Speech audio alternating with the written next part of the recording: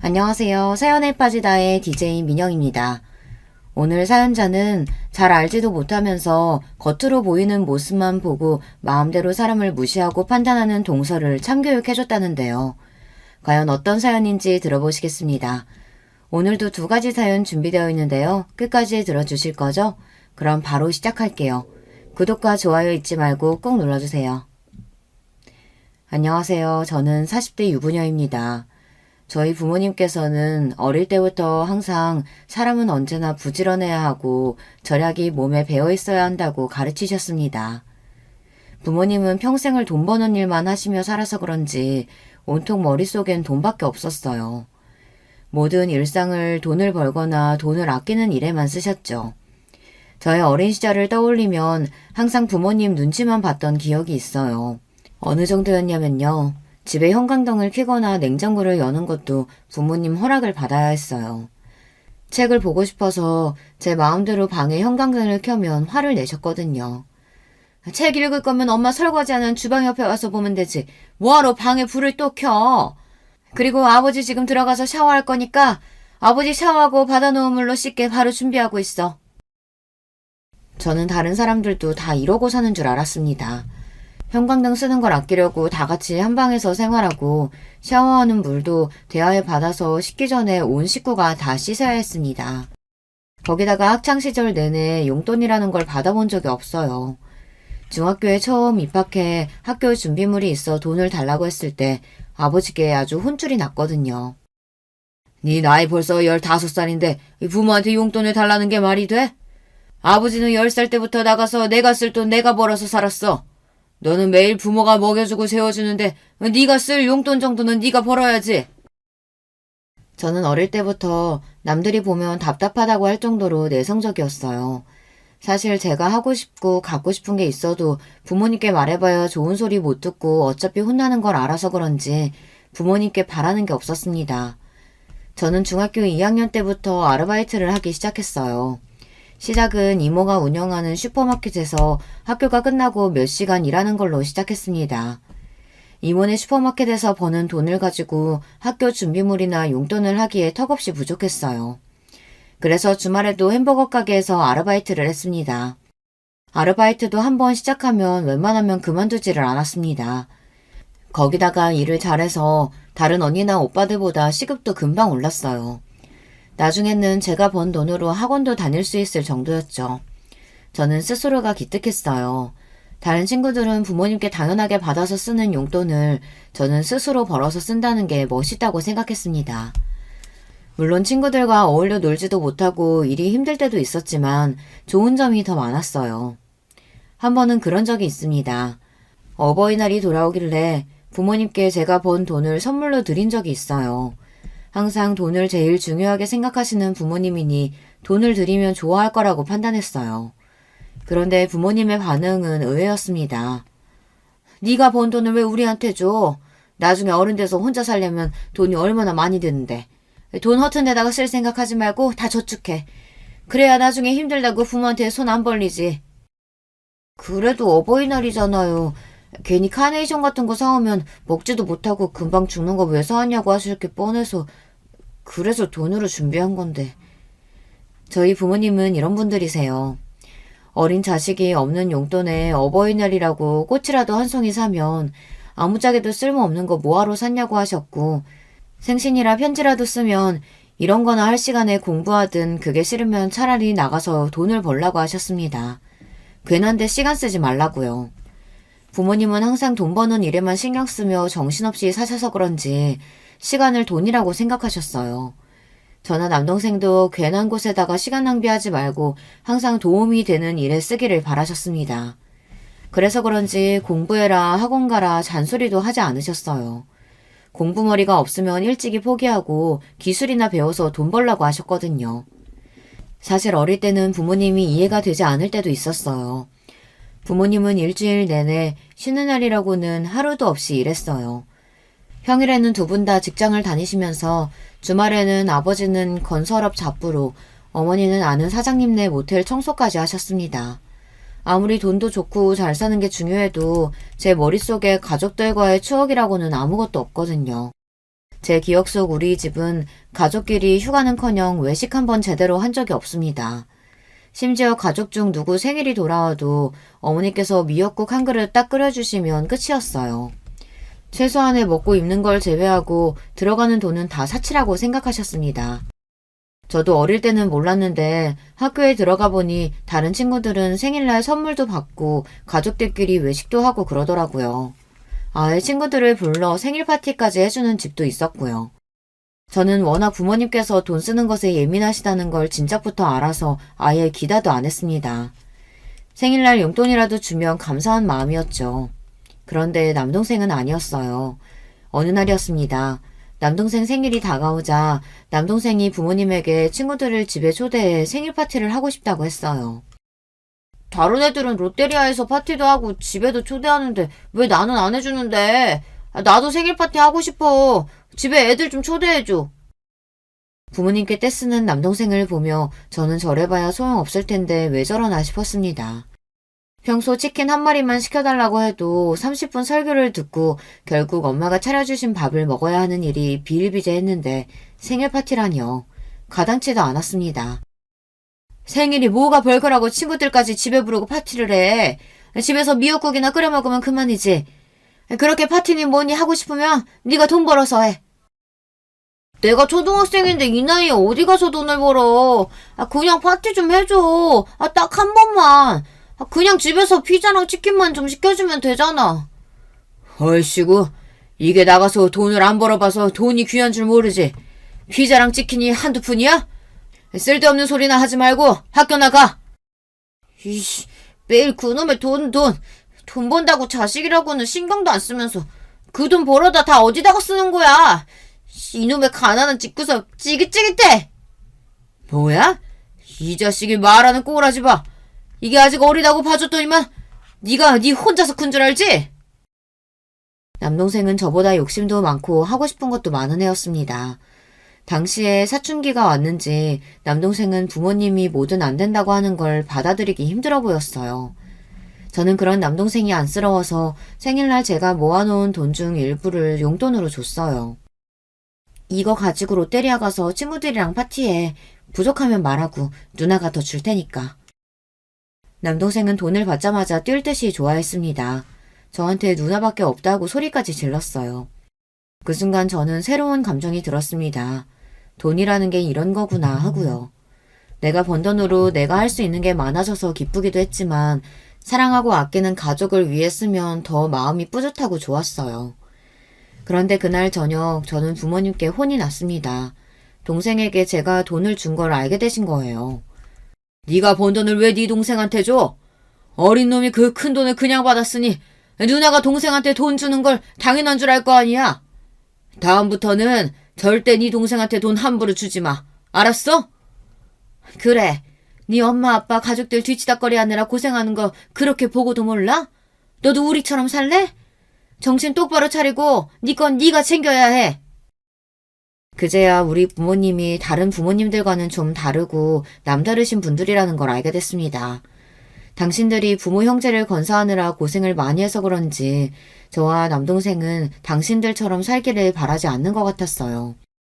제가 조금 더 저만 생각하고 똑부러지게 잘 살기를 바라셨어요. 그래도 부모님께서 그렇게 쉬지 않고 악착같이 사신 덕분에 부모님은 서울에 아파트를 사셨어요. 양가 부모님을 다 건사하시면서도 말이죠. 저는 그날을 잊지 못해요. 아파트에 이사를 들어가는 날 부모님 두 분이 끌어안고 눈물을 흘리셨거든요. 하지만 눈물도 잠시 곧바로 저와 남동생에게 부모님은 정신 차리고 살아야 한다고 단호하게 말했어요. 봐라, 먹을 거 안 먹고 가지고 싶은 거 꾹 참아가면서 사니까 이렇게 좋은 아파트 현금으로 떡하니 사잖니. 너희도 쓸데없이 매일 뭐 사달라 외식하고 싶다 조르지 말고 한 푼이라도 더 모아서 20살 딱 되면 집에서 나갈 생각해. 20살이면 고작 대학생인데 집에서 어떻게 나가요? 네 머리로 대학은 무슨 대학? 괜히 말도 안 되는 대학 들어가서 대학 등록금에 돈 쓰지 말고 일찍이 기술 배워서 돈이나 벌어. 이제 중학교도 안 간 자식한테 대학도 가지 말라는 부모가 세상에 어디 있냐? 어디 있긴 어디 있어. 여기 있지. 그리고 20살에 왜 집을 못 나가? 지금부터 일해서 벌면 월세 보증금 정도는 무조건 모아서 나갈 수 있지. 부모님은 언제나 저와 남동생을 독립적으로 키웠어요. 물론 저도 그런 부모님이 너무하다 싶을 때도 있고 불투명한 미래가 겁이 날 때도 있었지만 저는 그런 부모님을 존경했습니다. 남들이 보기엔 독하다, 구두쇠다 말들이 많았지만 저는 언제나 열심히 사는 부모님이 대단하다고 생각했어요. 물론 저도 그런 부모님의 사고방식을 물려받아 한시도 허투루 쓰지 않고 열심히 살았습니다. 그 덕분에 저는 결혼도 모두 다 제 힘으로 했어요.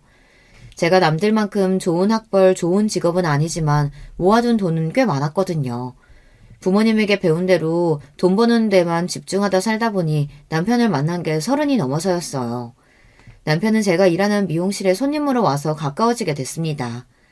부모님 말씀대로 공부머리가 없으면 일찍이 기술을 배워 돈이나 벌라고 해서 저는 대학에 진학 안 하고 바로 미용실에 취직해서 미용기술을 배웠습니다. 몇 년 동안 남의 밑에서 일하다가 결혼 전에 제 가게를 갖게 되었어요. 물론 대출에 월세를 내느라 정신없었지만 그래도 결혼한 이후에는 날로 단골도 늘고 매출도 점점 좋아져서 다행이다 싶습니다. 저는 조금 늦은 결혼이었지만 그래도 결혼 생활에 만족하며 살고 있어요.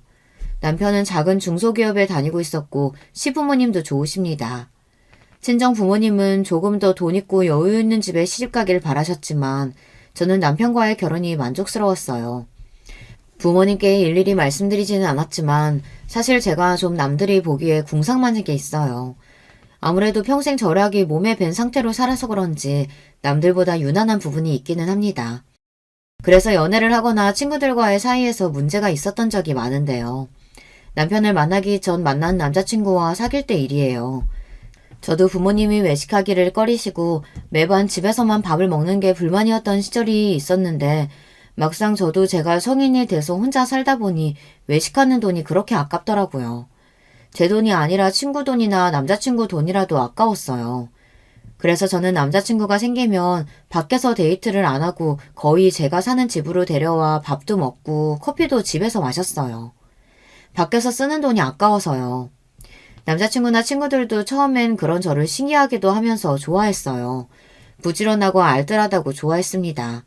그런데 시간이 지날수록 좋아만 하지는 않더군요. 한 번은 그런 적이 있습니다. 제가 외식도 안 좋아했지만 특히나 영화관에 가는 걸 더 싫어했어요. 그냥 앉아서 큰 대형 화면으로 나오는 영화나 보는 건데 왜 굳이 비싼 티켓을 사서 보는지 이해가 안 되더라고요. 더군다나 영화관에 들어가면 그냥 들어가지 않잖아요. 팝콘도 사고 콜라도 사야 하는데 그 가격이 슈퍼에서 사는 것보다 훨씬 비싸니 아까웠습니다. 그런데 당시에 만나던 남자친구가 영화를 좋아했어요. 최신작은 무조건 극장에 가서 봐야 했습니다. 저도 처음엔 그런 남자친구가 이해가 안 돼서 굳이 영화관에 뭐하러 가냐고 나중에 다 TV에서 해줄 테니 그때 보자고 했습니다. 텔레비전에서 해주려면 오래 기다려야 하기도 하고 집에서 보면 느낌이 다르잖아. 나는 영화관에서 영화 보는 돈 하나도 안 아깝더라. 내가 쏠 테니까 그냥 같이 가. 남자친구가 그렇게까지 말을 하니 저도 그 남자친구를 만날 때는 할 수 없이 영화관에 자주 가게 됐어요. 그런데 아무래도 팝콘 값이 아까워서 그냥 갈 수가 없겠더라고요.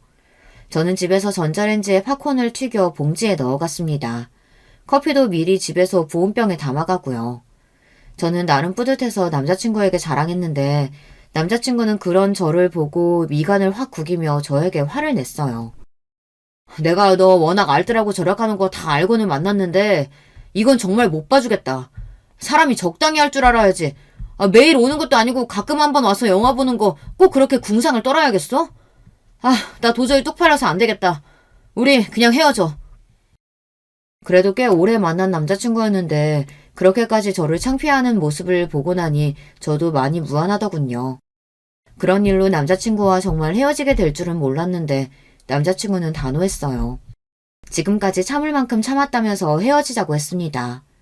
남자친구와 헤어지고 저는 충격을 받아 몇 달 마음고생을 했어요. 거기다가 더 힘들었던 건 친한 친구에게 남자친구와 있었던 일을 이야기했는데 친구들의 반응이 서러웠다는 거예요. 안 그래도 너 너무 궁상맞게 굴어서 걱정됐던 게 한두 번이 아니야. 너희 부모님이 워낙 절약하시면서 산 거 아는데 너까지 다른 사람한테 그럴 필요 없지 않아? 나 같아도 매일 여자친구가 그러면 좀 지칠 것 같아. 그래, 우리도 말을 안 해서 그렇지. 너 맨날 우리 만날 때마다 명품 가방이라도 들고 오면 사치스럽다고 하고, 식당 갈 때마다 여기는 너무 비싸다. 이런 거 집에서 먹으면 반도 안 한다 하며 눈치 보고, 불편했어. 나는 힘들어서 너희한테 위로받으려고 한 얘긴데, 오늘 같은 날 꼭 그런 소리를 해야겠어? 너희 내 친구 맞아? 친구들 앞에서는 자존심이 상해서 난리를 쳤지만, 사실 제가 그 정도였나 반성하는 계기가 됐어요. 어린 시절부터 부모님이 지질이 궁상으로 저나 남동생에게 아끼라고 절약하라고 잔소리만 하던 게 그렇게 싫었는데 저마저 저도 모르는 사이 부모님과 같은 모습으로 살고 있다는 게 스스로 너무 싫고 자괴감이 들었습니다. 하지만 어쩌겠어요. 그러지 않으려고 남들처럼 평범하게 살려고 해도 하루아침에 달라지지는 않았습니다. 그래도 그나마 그때 이후로는 저도 충격을 받아 제 생각을 남들에게 강요하는 건 많이 나아졌지만 제 몸에 밴 습관은 잘 바뀌지 않았어요. 그런 저를 온전히 받아준 사람이 남편이었습니다. 남편은 남들이 다들 진료하는 궁상맞은 모습까지 이해해줬어요. 알고 보니 남편도 유난하다면 좀 유난한 부모님 밑에서 자라서 본인이 그런 부모님의 모습을 많이 닮았답니다. 싫어서 고치려고 해도 핏줄인지라 잘 안 고쳐진다는 걸 누구보다 잘 안대요. 시부모님은 친정부모님과 반대로 굉장히 헌신적인 분들이에요. 두 분 다 평범한 집안에서 태어나 평범한 직장 생활하며 살아오신 분들이라 모든 게 다 평범했어요. 그런데 자식들 교육에 관한 일이라면 수준에 맞지 않는데도 무리하게 해서 투자를 하시는 편이었대요. 남편은 어릴 때부터 그런 게 이해가 되질 않았답니다. 형편이 안 되는데도 시부모님들께서는 자식들 교육을 위해 빚을 내서 대치동으로 이사 갔답니다. 남편은 영 공부에 뜻이 없어 부모님의 기대에 부응하지 못하는데도 지원을 아끼지 않았대요. 그나마 남편 밑에 시동생이 공부를 잘했나 봐요. 그래서 시동생은 없는 살림에 고액 과외 학원까지 다니며 미국으로 유학까지 보냈답니다. 그 빚은 얼마 전까지 시부모님께서 갚으셨답니다. 덕분에 시부모님은 칠순이 다 된 연세에도 일하셨고 집도 서울 외곽으로 이사하셨어요. 그런 시부모님을 생각하면 남편은 답답하면서도 안쓰러워서 어떻게든 도와드리려고 많이 노력해요. 저는 그런 남편이 대견하고 멋있어 보였습니다. 남편도 저와는 다른 가정에서 자라서 그런지 오히려 저나 저희 친정 부모님을 더 대단하게 생각해요. 평소 저처럼 알뜰하고 똑부러지는 여자가 이상형이었답니다. 남편은 제가 하는 일을 다른 사람들처럼 지질이 군상이라고 생각하지 않았어요. 항상 제가 관리비를 절약하고 필요하지 않은 곳에 돈을 쓰지 않는 모습을 보며 오히려 저에게 알뜰하다고 칭찬해줬어요. 자기가 그렇게 열심히 산 덕분에 우리가 결혼할 때 이렇게 좋은 집 대출 하나도 없이 산 거잖아. 난 당신이 정말 대단하다고 생각해. 남편은 빈말이라도 항상 저에게 대단하다, 존경한다고 해줬어요. 저는 빈말이라도 남편이 해주는 말이 고마웠습니다. 이런 사람이다 보니 저는 남편이 버는 돈이 저보다 적고 시댁 형편이 넉넉하지 않는다고 해도 결혼 생활에 100% 만족했어요. 지금이야 작은 아파트에 살고 있지만 앞으로 둘이 노력하고 살다 보면 우리 부부는 훨씬 더 행복하게 살 수 있을 거라는 확신이 있었어요. 그런데 결혼 생활이라는 게 참 부부 둘이서만 좋다고 되는 건 아니더군요. 저에게는 시동생이 하나 있어요. 시동생은 제가 결혼하기 전에 미국에서 생활하고 있었기 때문에 사실 저도 몇 번 본 적이 없어요. 결혼식 때만 잠깐 한국에 왔다가 금방 다시 미국으로 돌아갔거든요. 시동생은 대학 때 유학 가서 쭉 미국에서 살았다고 하더라고요. 그런데 몇 년 전 시동생이 갑자기 하던 일을 그만두고 한국으로 들어왔어요. 외국에서 혼자 지내는 게 외롭다면서 가족들이 있는 한국에서 살고 싶다며 들어왔습니다. 사실 시동생이 한국으로 들어오기 전에 가족들과 일절 상의하지 않아 가족들도 좀 놀랐는데요. 그럴만한 게 유학 간 이후 한국의 가족들에게는 관심도 별로 없던 사람이 갑자기 한국에서 살겠다고 들어와서는 결혼하겠다고 웬 여자까지 데리고 왔거든요. 더군다나 10년 넘게 외국에 있었던 사람이 한국에 사는 한국 여자를 데리고 왔어요. 거기다가 더 놀랄 수밖에 없는 게 둘이 나이 차이도 꽤 나 보이더라고요. 저도 저지만 시부모님이 특히 많이 놀라셨어요. 시동생이 학벌도 좋고 직업도 좋기는 하지만 그 외에는 내세울 만한 게 없어요. 인물도 영 별로고 이미 홍기도 꽉 찬 노총각이거든요. 그러다 보니 시부모님은 너무 어리고 예쁜 아가씨가 시동생과 결혼하겠다고 인사를 온 게 믿기지 않는 눈치였습니다. 우리 아들이야 홍기가 꽉 찼지만 아가씨는 아직 애때 보이는 게 대학생 같은데 정말 우리 아들이랑 결혼할 생각이 있기는 있는 거예요? 그럼요. 사랑하는데 나이가 무슨 상관이에요. 저 오빠랑 꼭 결혼할 거예요. 둘이 언뜻 보기에도 10살은 넘게 차이가 나 보이는데 결혼을 하겠다고 하니 가족들 모두가 걱정부터 앞섰습니다. 괜한 철없는 마음에 홀라당 넘어가 결혼하기에는 시동생 나이가 적지 않았으니까요. 아무래도 시부모님은 이 갑작스러운 상황이 걱정됐는지 식사하는 내내 시동생과 여자친구에게 질문을 끊이지 않고 했습니다. 어디서 만났는지, 연애는 얼마나 했는지, 지금까지 10년 넘게 미국에만 있던 사람이 왜 굳이 결혼해서 한국에서 살고 싶은 건지 끊임없이 질문했어요. 그런데 두 사람의 말이 기가 막혔습니다. 글쎄 두 사람은 게임에서 만났대요. 시동생은 미국에서 여자친구는 한국에서 각자 게임을 하다가 채팅해서 가까워져 사귀게 됐답니다. 그 이후 서로 연락처를 주고받고 통화만 하고 메시지만 주고받다가 몇 개월 전 시동생이 잠깐 한국에 들어왔을 때 둘이 처음으로 얼굴을 보고 만났답니다. 그런데 그때 두 사람은 서로를 보고 첫눈에 반해 연애를 시작했답니다. 그리고는 반년 만에 결혼하겠다고 인사를 온 거예요. 그러니까 너희 말은 한 사람은 미국에, 한 사람은 한국에 있는 상태로 게임만 하고 연락만 주고받다가 얼굴은 달랑 딱 한 번 보고 좋아서 만난 지 고작 반년 만에 결혼하겠다는 거야? 저도 이 상황이 이해가 안 됐는데 어른들께서 이해를 하실 리 없었습니다. 아버지, 어머니, 당연히 이해 안 되시겠지만 우리는 서로가 서로한테 운명이라고 느꼈어요. 한국에서 만나고 미국에 들어가 있는 내내 수진이 생각만 나서 아무것도 할 수가 없었다니까요. 시동생은 여자한테 빠져도 단단히 빠져 있었습니다. 어른들 앞에서도 시동생과 여자는 서로 좋아서 어쩔 줄 몰라 했어요. 그 모습에 시부모님도 당황해서 말씀을 아꼈습니다. 그런데 저희 남편은 아니었어요. 아무래도 이 상황이 믿기지 않는지 미간을 잔뜩 구긴 채 돌직구를 던졌어요. 저기요, 수진씨. 얘가 미국에서 공부하고 회사도 좋은 회사 다니니까 능력도 있고 집에 재산도 좀 있나 보다 하고 기대를 했나 본데 전혀 아니에요. 우리 집 능력도 안 되는데 제가 공부를 잘해서 어머니 아버지가 등골 휘게 뒷바라지 한 거예요. 우리 집 아무것도 없어요. 남편은 시동생 여자친구가 시동생의 조건만 보고 인생 한번 펴볼까 싶은 마음에 호구 잡은 거라고 여기는 것 같았어요. 사실 그런 말도 한 게 시동생이 공부만 하느라 세상 물정도 잘 모르고 순진하기는 하거든요. 그런데 그때였어요. 시동생의 남편의 말에 기분이 상했는지 흥분해서 버럭 화를 냈어요. 형, 지금 무슨 소리라는 거야? 우리 수진이 이화여대 다니고 부모님도 외국에서 사업하셔. 절대 내 조건만 보고 결혼하겠다는 거 아니라고. 시동생이 억울하다는 듯 울부짖으니 순간 시댁에는 정적이 흘렀습니다. 저랑 오빠 나이 차이도 많이 나고 만난 지 얼마 안 돼서 걱정하시는 거 잘 알아요. 그런데 저 그렇게 생각 없는 애 아니에요. 저도 어릴 때부터 유복하다면 유복한 집에서 곱게 자란 애라 남자 집안이니 직업이니 상관없어요. 예비동서는 나이가 어려서 그런지 말투에서 당당함이 느껴졌습니다. 동서는 처음 봤는데도 저와는 전혀 다른 부류의 사람 같아 보였어요. 동서의 당당함에 오히려 더 당황하신 시부모님이 말까지 다 더듬으셨습니다. 미국에서 다니던 직장까지 그만두고 한국에 와서 뭘 어떻게 먹고 살려고 그래? 구체적인 생각은 있는 거야? 재학벌에 제 경력에 한국에서 취직 하나 못하겠어요. 걱정하지 마세요. 제가 다 알아서 할게요. 지금 당장 결혼한다고 해도 우리가 월세 보증금이나 구해줄 형편이 될까 말까인데 어떻게 걱정을 안 해?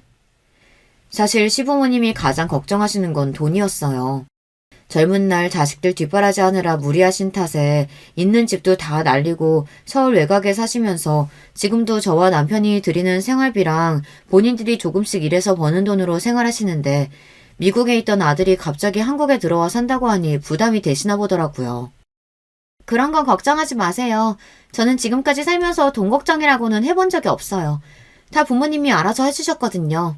제가 결혼한다고 하면 무조건 서울에 아파트 하나는 해주실 거니까 제 아파트에 들어가서 살면 돼요.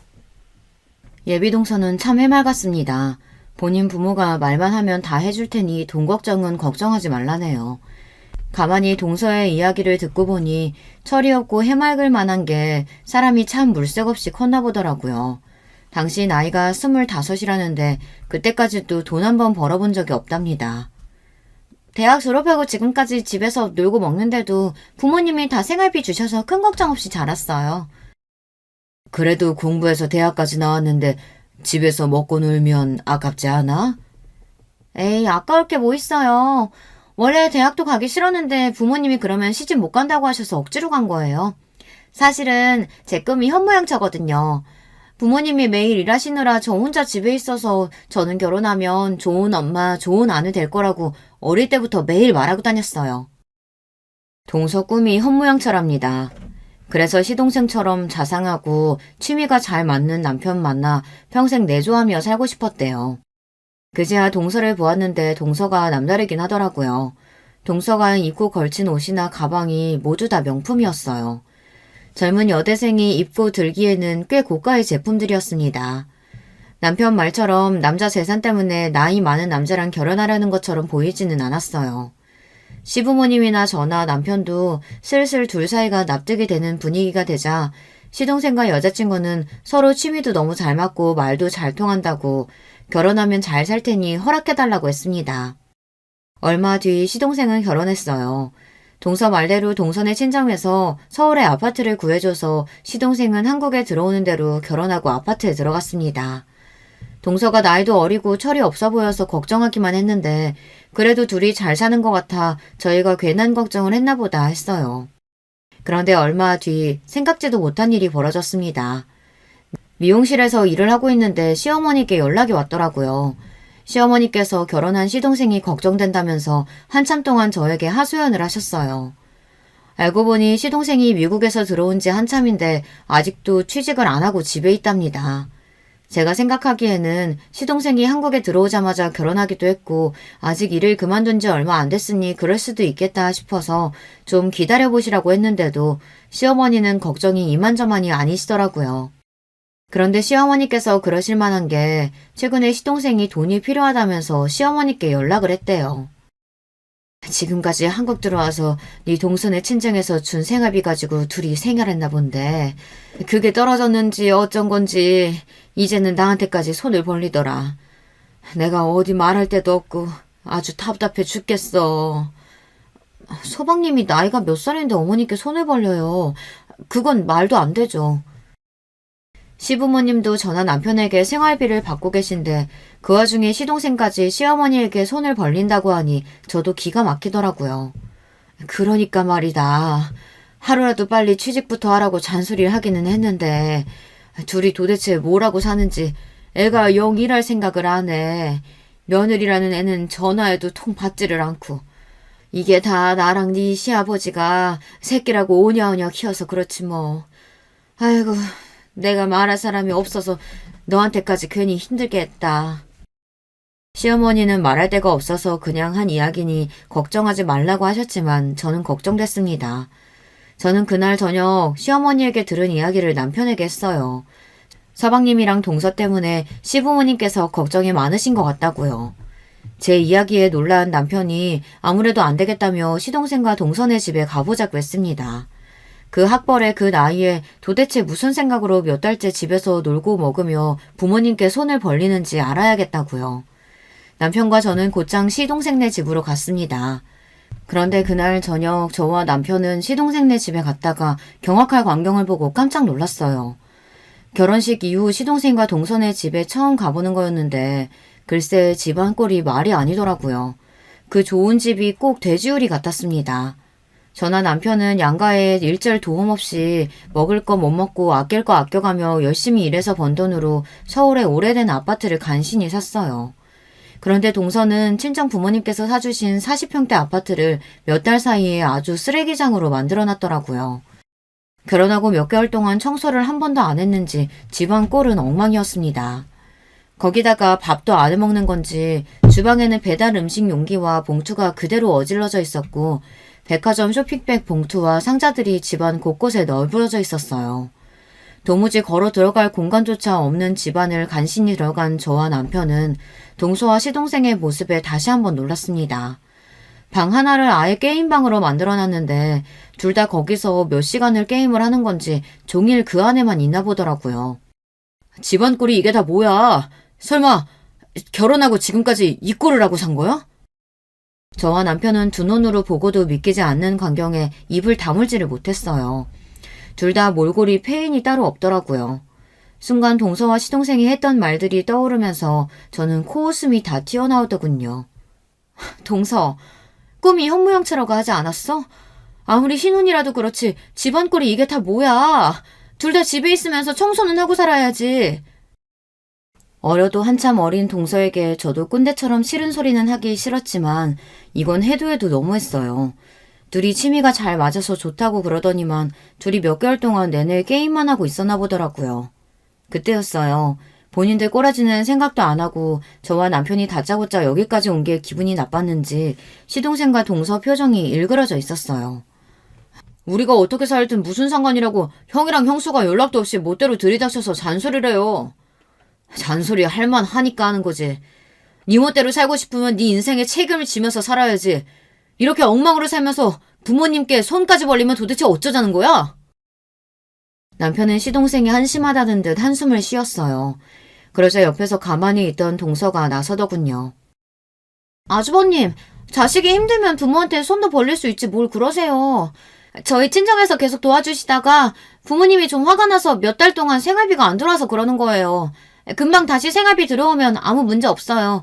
그거 조금 도와달라고 했다고 이렇게 쪼르르 달려오신 거예요? 동서는 보면 볼수록 생각이 참 없습니다. 아무리 스스로 돈 벌고 살아본 적이 없어도 그렇지 부모에게 아직도 돈을 받아 쓰는 거에 대해 전혀 부끄럽지가 않은가 봐요. 문제는 시동생도 마찬가지였습니다. 동서는 나이라도 어리죠. 30대 중반이 넘은 시동생까지 집에서 빈둥거리며 게임이나 하고 있으니 기가 찰 노릇이었습니다. 동선의 친정 부모님도 외국에만 계시다 얼마 전에 한국에 들어오신 김에 동선의 집에 왔었는데 이 꼴을 보고 놀라 화를 내셨대요. 그래서 더는 돈을 안 주겠다고 하신 거랍니다.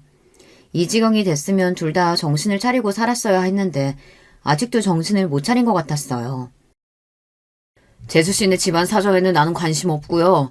우리 부모님은 두 분 사시기도 바빠서 도와줄 형편 안 되니까 돈이 필요한 거면 둘이 알아서 해요. 괜히 안 그래도 힘드신 우리 부모님 더 힘들게 하지 마시고요. 남편은 본인 할 말만 하고 바로 나올 생각이었습니다. 그 집에 한시도 있고 싶지 않다고요. 그런데 그때 동서도 우리말에 자존심이 상했는지 안 해도 될 말을 굳이 하더군요. 아, 우리가 시부모님한테 손 벌리면 형님이랑 아주버님이 힘드시니까 이 늦은 시간에 굳이 여기까지 오신 거구나. 시부모님 드리는 생활비 그거 꼴랑 얼마나 된다고. 생색 오지네. 하긴 그 정도 배포밖에 안 되니까 그 나이에 오래된 아파트 살면서 차도 한 대 없지. 순간 저는 제 두 귀를 의심했습니다. 동서가 저와 남편에게 한 말이 맞나 싶어서요. 그런데 현실이었습니다. 동서는 철딱서니만 없는 게 아니라 개념 자체가 없었어요. 재수씨, 지금 뭐라고 했어요? 그거 우리한테 한 말이에요? 나이가 어려서 그러려니 하고 넘어가 주려고 했더니만 이거 어린 게 완전 글러먹었네. 형이야말로 우리 수진이한테 뭐 하는 거야? 당장 사과 안 해? 순간 분위기가 살벌해지길래 이러다가 크게 싸울 것 같아 제가 나서서 남편을 말렸습니다. 그러고는 그만 가자고 했어요. 나이 처먹었다고 되게 어른 행세하네. 나이 먹어서 좋겠다. 좋겠어. 동서 그만 좀 해. 내가 정말 할 말이 많은데 참고 딱 한마디만 할게. 정신 똑바로 차리고 살아. 그러다가 부모님이 평생 안 도와주신다고 하면 어쩌려고 그래? 형님이나 아주버님이나 부모 도움이라고는 받아본 적 없는 거지들이라 제 입장 이해할 리 없죠. 우리 부모님은 내일이라면 벌벌 떠시는 분들이라 금방 다시 도와주실 거예요. 그러니까 남 걱정하지 말고 두 분이나 잘 먹고 잘 사세요. 거지 주제에 누가 누굴 걱정해. 선을 넘는 동서의 행동에 화가 난 남편이 동서에게 달려들려고 했지만 저는 후다닥 남편을 집 밖으로 내보냈습니다. 그러고는 저도 밖으로 나왔어요. 그날 밤 저와 남편은 잠도 제대로 자지 못했습니다. 동서와 시동생의 행동에 너무 실망하고 화가 나서요. 그 이후 저와 남편은 일절 시동생과 동서의 일에 신경 쓰지 않기로 했어요. 가끔 시어머니께 연락이 와서 동서와 시동생을 걱정하는 말을 하셔도 한 귀로 듣고 한 귀로 흘리고 있습니다. 물론 듣다 보면 저도 짜증이 나고 이해가 안 되는 일 투성이었어요. 한 번은 시동생이랑 동서가 부부싸움을 하고 시동생이 집을 나와 시댁에 왔나 보더라고요. 시어머니께서 둘째는만 보면 속이 뒤집힌다고 힘들어 하셨어요. 내 아들도 나이 헛먹고 철이 없어서 큰애 너처럼 야물딱지고 똑똑한 색시 얻었으면 했는데 저렇게 둘 다 철이 없어서 매일 싸우고 징징거리니 큰일이다. 둘이 똑같은 게 아주 천생연분이에요. 다른 사람 말을 일절 안 들으니까 어차피 말해봐야 소용없어요. 어머님도 너무 걱정하지 마시고 자꾸 서방님 받아주지 마세요. 그래봐야 어머니만 힘들어요. 매일 자식 걱정에 잠 못 이루시는 시부모님이 안쓰러웠지만 저는 더는 동서와 시동생 일에 신경 쓰지 않기로 했습니다. 신경 써봐야 저만 피곤하니까요. 그로부터 얼마 뒤 무슨 일인지 동서에게 먼저 연락이 왔습니다. 동서는 시부모님께 고마운 일이 있어 본인이 제대로 크게 한턱을 쏠 테니 저와 남편도 오라고 했어요. 저번에 제가 친정부모님하고 싸우고 예민해서 형님하고 아주머님한테 실수했어요. 이번 기회에 제가 크게 밥 살 테니까 와서 드시고 푸세요. 동서네 집에서 싸우고 온 지 몇 달이 지나서야 동서에게 연락이 온 거예요. 동서는 본인이 실수했다고 인정하며 본인이 밥을 살 테니 나오라고 했습니다. 남편과 저는 못 이기는 척 약속 장소에 갔어요. 동서가 생각 없고 개념 없는 거야 진작 몰랐던 것도 아니고 이제 다 가족이니 윗사람으로서 너그러운 마음으로 이해해 줄 생각이었습니다. 그런데 역시나 사람은 고쳐 쓰는 게 아니에요. 동서는 구제불능이었어요. 애초에 모르는 게 많아서 말이 통하지를 않았습니다. 그날 약속은 시작부터 문제가 있었어요. 아무리 동서가 밥을 사기로 했어도 다 같이 만나기로 했으면 같이 상의해서 약속 날짜나 시간을 잡아야 하잖아요. 그런데 동서는 자기 마음대로 평일 오후 5시로 식당 예약을 했더라고요. 저희 남편 퇴근 시간이 6시고 저는 가게 문을 닫는 시간이 8시인데 말이죠. 아무래도 시간을 바꿔야 할 것 같아서 제가 동서에게 따로 연락했어요. 시간이 아무래도 안 맞을 것 같아서 바꿀 수 있냐고요. 그러자 동서가 대뜸 하는 말이 기가 막혔습니다. 제가 요즘 간헐적 단식 다이어트 하고 있어서 무조건 저녁을 6시 이전에 먹어야 해서요. 그럼 우리가 먼저 가서 먹고 있을 테니까 아주버님이랑 천천히 오세요. 순간 저는 말문이 막혔습니다. 저는 시간을 바꿀 수 없는 무슨 대단한 이유라도 있는 줄 알았어요. 그런데 동서 본인이 다이어트 중이라 시간을 바꿀 수 없다네요. 저는 괜히 기분이 상해서 그럼 그냥 우리가 빠질 테니 이번엔 시부모님이랑 식사하라고 했어요. 사실 저도 동서에게 밥을 얻어먹을 기분도 아니었으니까요.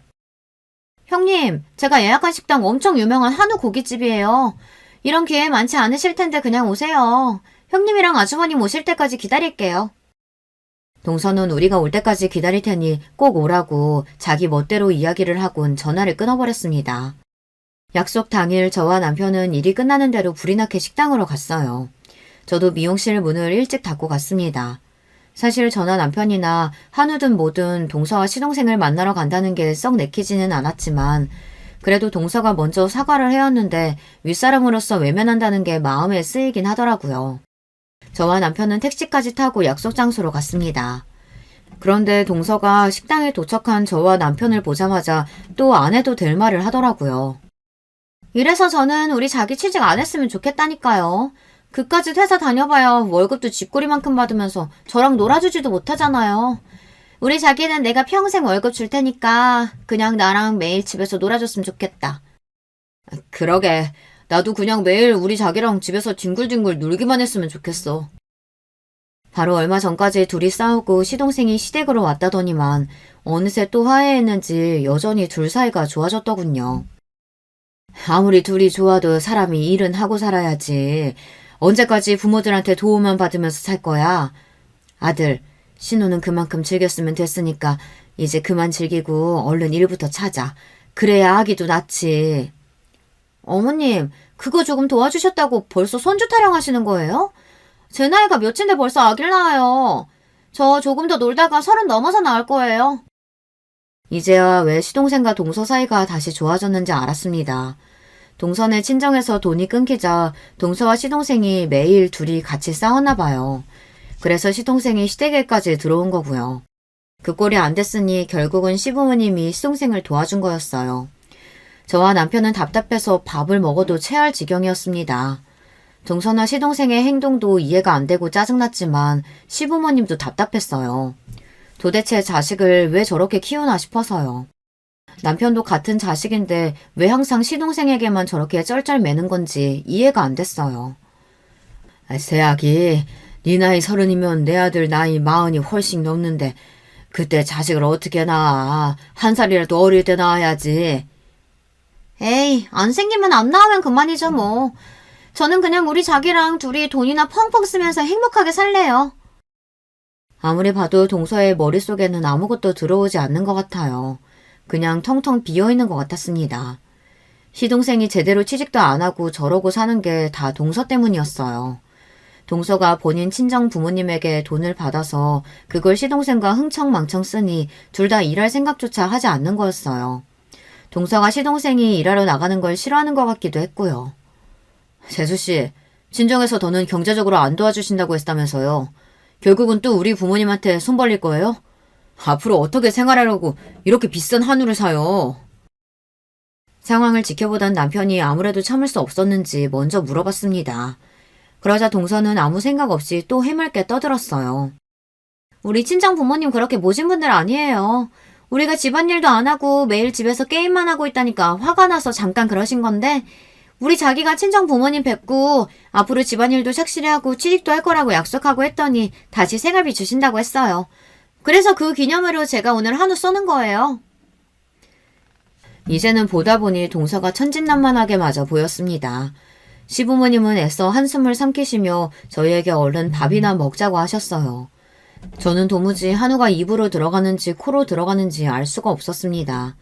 그런 제가 아무래도 신경 쓰이셨는지 시부모님이 자꾸만 저에게 괜찮냐고 어디 불편하냐고 물으셨어요.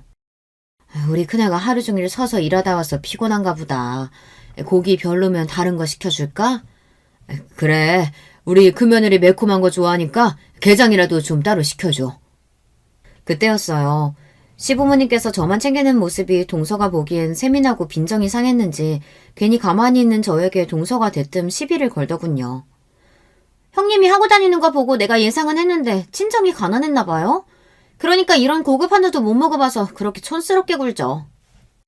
동서네 집 부모는 도대체 자식을 어떻게 키웠으면 저 모양일까요?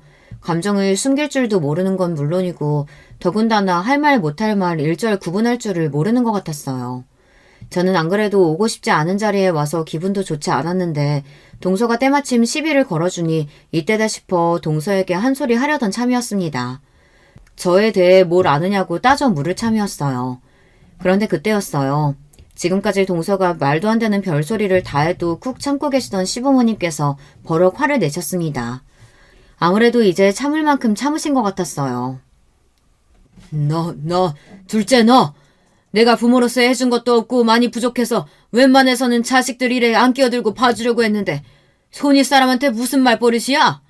네가 잘난 부모 등에 업고 아주 눈에 뵈는 게 없나 본데? 제발 좀 네 손윗 동서 좀 보고 배워. 시아버지께서는 자리에서 벌떡 일어나기까지 하시면서 동서에게 삿대질까지 했어요. 그러자 동서가 어이가 없다는 듯 코웃음을 쳤습니다. 제가 형님한테 보긴 뭘 배워요. 태생부터 아무것도 없이 태어나서 가난한 사람들이랑 저랑 같아요? 아버님 아들이 누구 덕에 지금까지 놀고 먹고 하는데 지금 누구 편을 드는 거예요? 동서는 또 선을 넘었습니다. 이제 하다하다 시아버지 하기까지 버릇없이 굴었어요. 그때였어요. 옆에서 잠자코 계시던 시어머니까지 나섰습니다. 너 정말 안 되겠다. 나도 이런 말까지 안 하려고 했는데 우리 큰며느리 재산이 얼만 줄 알아? 큰애 이름으로 된 건물만 자그무치 200억이야. 우리 큰며느리가 그렇게 가진 게 많아도 이렇게 겸손한데 너는 애가 도대체 왜 그 모양이니? 한 번만 더 네 형님 무시하고 막무가내로 들면 내 아들하고 네가 살든 말든 며느리 취급도 안 할 거니까 그런 줄 알아. 뭐요? 200억이라니. 거짓말하지 말아요.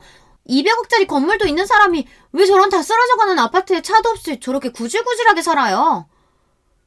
동서는 제가 이해가 되지 않는다는 듯 말했습니다. 심지어 시부모님이 거짓말을 하는 줄 알았어요. 자기야, 진짜야. 우리 형수 저렇게 보여도 처가가 모텔 쪽에서 유명한 부자야. 내가 형수 믿고 우리 엄마 아빠한테 돈 달라고 한 거지. 우리 부모님 뭐가 있다고 내가 돈 달라고 했겠어. 뭐야, 자기는 그런 중요한 얘기를 왜 이제서야 해? 그랬습니다. 사실 이제 막 결혼한 동서 앞에서 제가 티를 낼 일이 없으니 동서는 몰랐겠지만 시댁에서 실질적인 가장은 저예요. 남편이야 벌어오는 월급 빤하다 보니 시부모님 생활비는 제가 벌어서 드리고 있어요. 친정 부모님은 쉬는 날 없이 열심히 모텔 청소 일까지 하다 우연한 기회로 망해가던 모텔 하나를 싸게 인수한 게 대박이 났어요. 처음 인수했던 그 모텔이 몇 년 만에 20배가 올랐습니다. 그게 자본이 돼서 강남에 모텔을 하나 둘 인수한 게 강남에 있는 웬만한 모텔이 다 저희 친정께 됐어요. 얼마 전 아버지 건강이 안 좋아지시자 저와 동생에게 모텔을 증여해 주셨습니다. 그중에 제가 물려받은 모텔 2개의 건물만 200억이 넘었어요. 저도 그렇게 지독하던 친정 부모님 도움을 받으며 살 줄은 몰랐는데 저희 부모님도 대박이 나고 나니 어쩔 수 없는 고슴도치 부모인지 다 저와 동생에게 베풀어 주시더라고요. 시댁 식구들의 말에 동서는 순간 당황해 금방이라도 터질 듯 얼굴이 빨개졌습니다. 그러더니 슬쩍 고개를 돌려 제 눈치를 보더군요. 헐, 대박. 형님, 정말 몰랐어요. 어쩐지 형님한테서는 알게 모르게 묘한 귀티가 흘렀다니까요. 가만 보니까 이 집 남자들은 여자복 하나는 있네요. 저나 형님이나 이렇게 있는 집 며느리들만 들어오고. 동서는 순식간에 태세를 전환했습니다. 저더러 없는 티가 난다고 할 땐 언제고 이제는 귀티가 난다네요.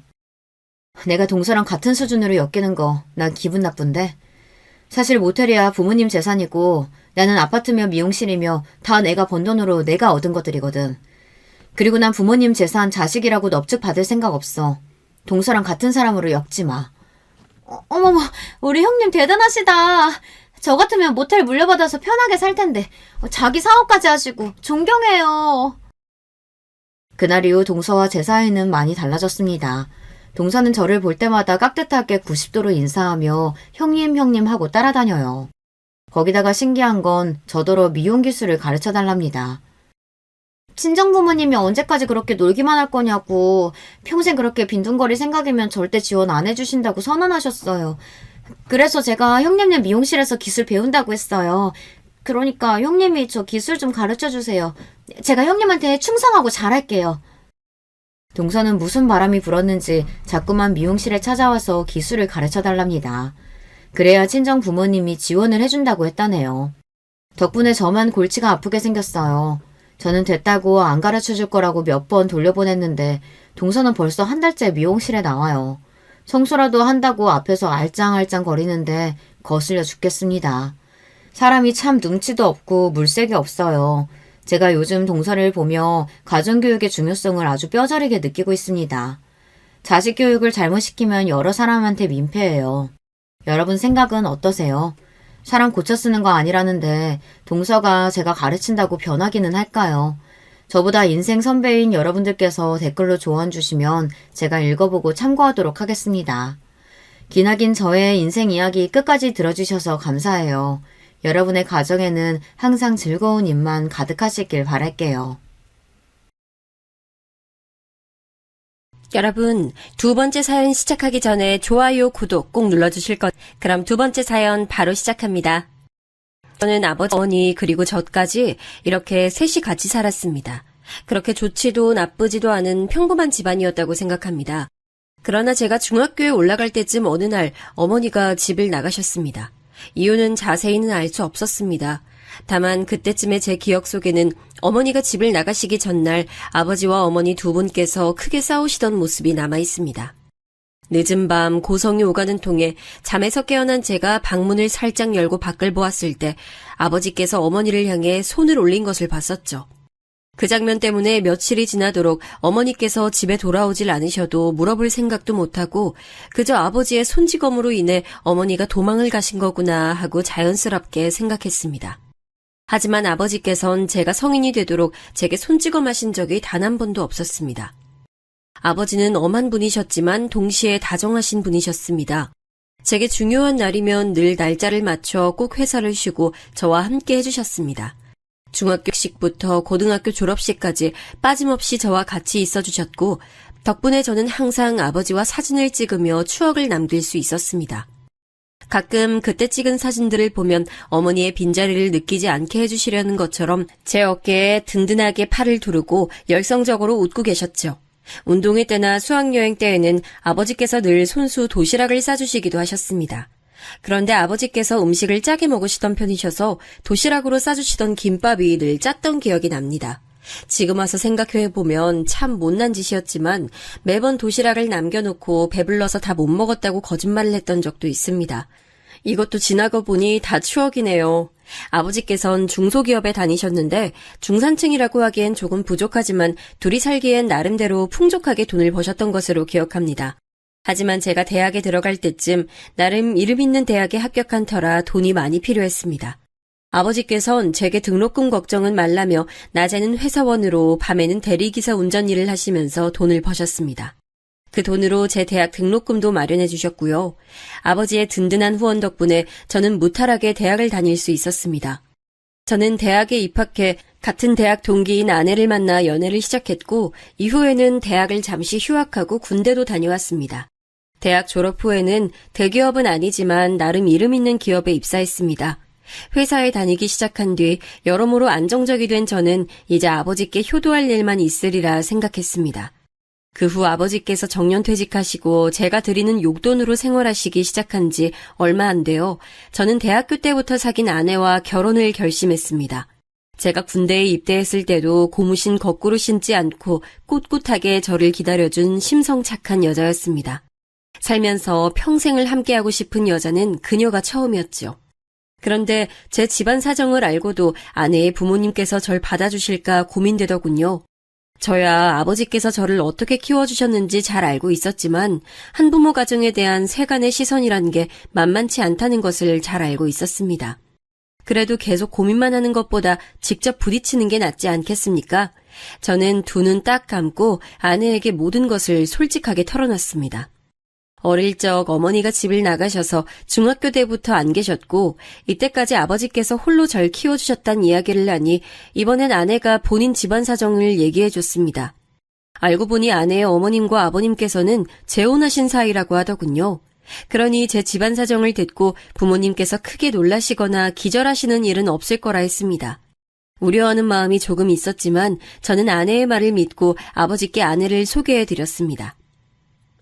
우리 상원이가 아주 참한 아이를 데려왔구나. 둘이 참 잘 어울리고 보기가 좋아. 아버지께서는 아내를 보자마자 참하다며 얼마나 칭찬을 하셨는지 모릅니다. 아주 마음에 들어 하시는 모습을 보니 제 마음도 찌죠. 그 후 아버지의 반응에 용기를 얻어 저도 아내의 집에 찾아가 아내 부모님께 인사를 올렸습니다. 장인 장모님께서도 저를 보고 상당히 흡족해 하셨고 이후에 조심스럽게 날을 잡아 상견례까지 치렀습니다. 그리고 저와 아내는 성공적으로 결혼식을 올렸고 신혼여행에 다녀온 뒤에는 저희 아버지를 모시고 저와 아내, 아버지 이렇게 셋이 함께 살기 시작했습니다. 젊은 나이에 시아버지를 모시고 사는 것이 부담됐을 텐데 아내는 별말 없이 전업주부로 집안 살림을 책임지는 동시에 아버지를 살뜰히 모셨고 저는 열심히 회사에 다니며 바깥일을 맡았습니다. 셋이서 같이 사는 동안 아버지께서 아내를 많이 예뻐하셨던 게 기억이 납니다. 제가 퇴근하고 돌아와 거실 바닥에 앉아 아내와 함께 도란도란 이야기할 때면 아버지께서는 늘 거실 소파에서 저희 부부를 보며 행복한 표정으로 이렇게 말씀하시곤 하셨습니다. 우리 상원이랑 며느리가 이렇게 함께 있는 모습을 보니 정말 행복하구나. 이대로 손주까지 본다면 정말 좋겠지만 지금도 충분하다. 이제 죽어도 여한이 없어. 아버지, 또 그 말이세요? 그런 말씀 마시고 오래오래 건강하셔서 손주도 보시고 결혼하는 모습까지 보셔야죠. 죽어도 여한이 없다는 말은 아버지 말버릇이나 다름없었습니다. 그런데 그 말이 씨가 된 것인지 아버지께서는 어느 순간부터 급격히 건강이 안 좋아지셨습니다. 결국 건강이 너무 악화돼서 병원에 입원하셔야 했죠. 아버지는 그렇게 몇 달 동안 병원에 입원해 계시다가 어느 날 밤 저와 아내 앞에서 돌아가셨습니다. 저는 세상이 무너지는 것처럼 슬펐지만 계속 슬픔에 빠져있을 여유는 없었습니다. 장례식 준비부터 아버지께서 살고 계시던 집의 처분까지 할 일이 많았기 때문이에요. 아버지께서는 돌아가시기 전에 유언을 남기셨는데 그중 하나는 예전부터 다 같이 살고 있던 집을 처분하고 그 돈으로 새 집을 구해 이사를 갔으면 한다는 것이었죠. 네 어린 시절이 고스란히 남아있는 집이지만 그렇기에 꼭 처분했으면 한다.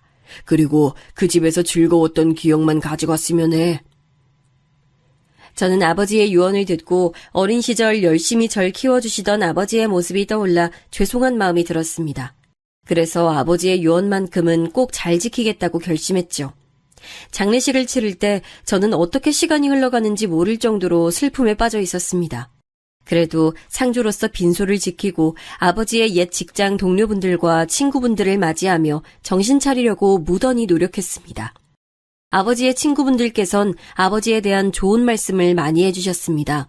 그 덕분에 제가 모르는 아버지의 일면들에 대해 많이 알 수 있었죠. 아버지께서 저를 혼자 키우시면서 어떤 부분을 가장 힘들어 하셨는지, 또 제가 얼마나 아버지께 자랑스러운 아들이었는지 같은 말들을 들었습니다. 처음 듣는 이야기에 얼떨떨했던 것도 잠시, 이내 감사한 마음과 아버지의 사랑이 얼마나 컸었는지 느껴져 저는 그 자리에서 울고 말았죠. 그 뒤로도 빈소를 찾으신 문상객들 한 분 한 분께 인사를 드리며 빈소를 지키고 있는데, 문상객들께 음식을 대접하던 아내가 갑자기 제게 다가와 어떤 테이블에 누군지 모를 분이 계신단 말을 하는 게 아니겠어요? 여보, 저쪽 테이블에 연세 많으신 여자분 혼자 앉아 계시는데 이름을 물어봐도 대답도 안 하시고 자꾸 울기만 하셔. 그래서 말인데 당신 가서 누구신지 한번 물어봐.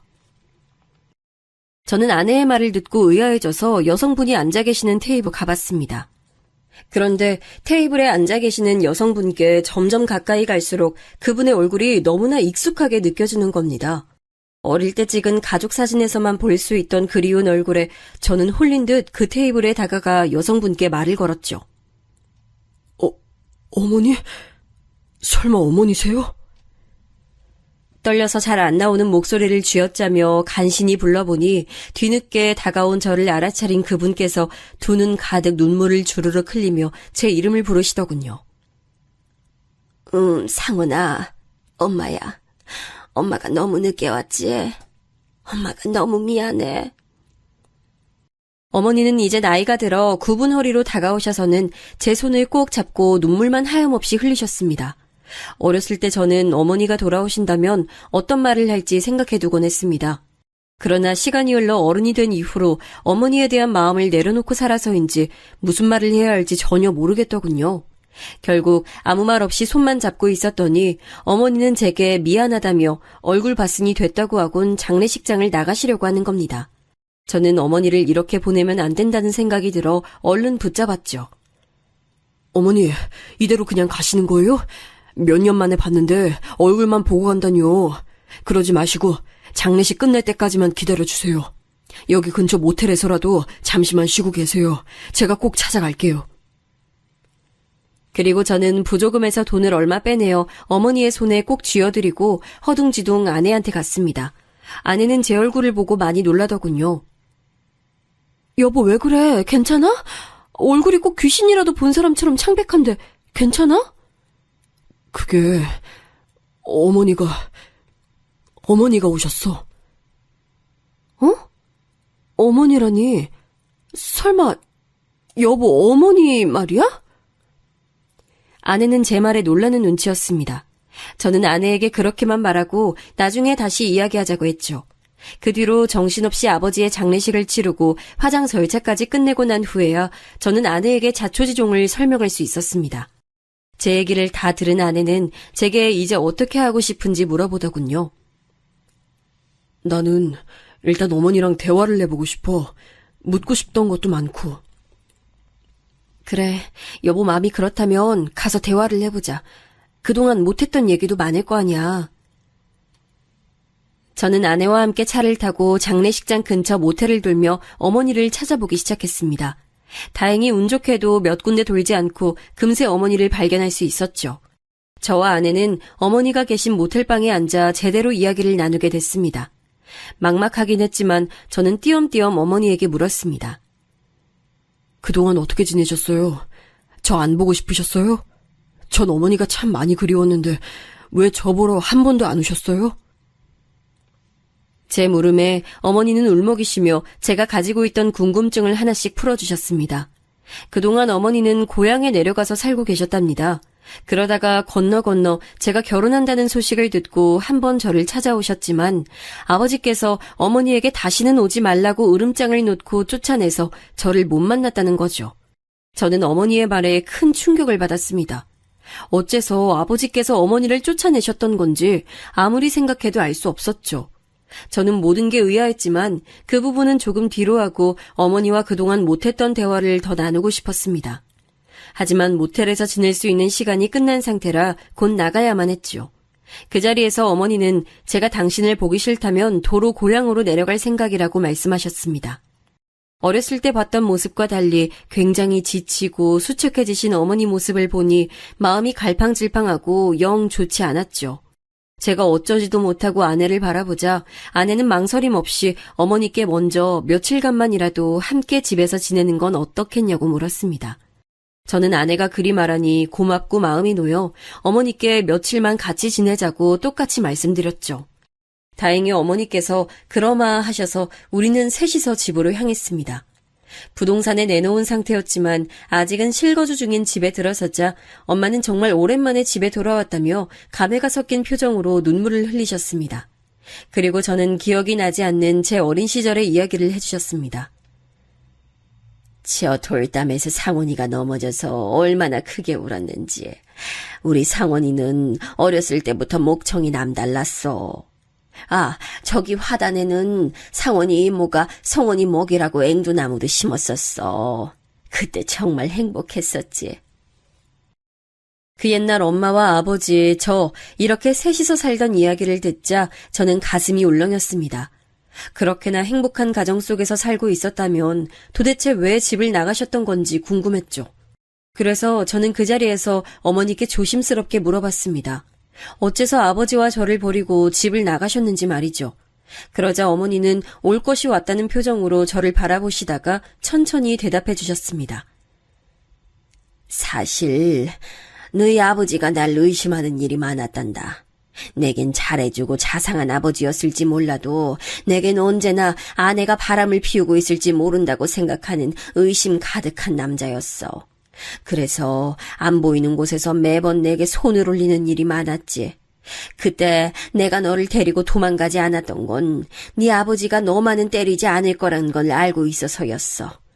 게다가 엄마는 널 먹여 살릴 만큼 능력이 좋거나 돈을 잘 버는 것도 아니었으니 고생시킬 바에는 두고 가는 게 낫다고 생각했어.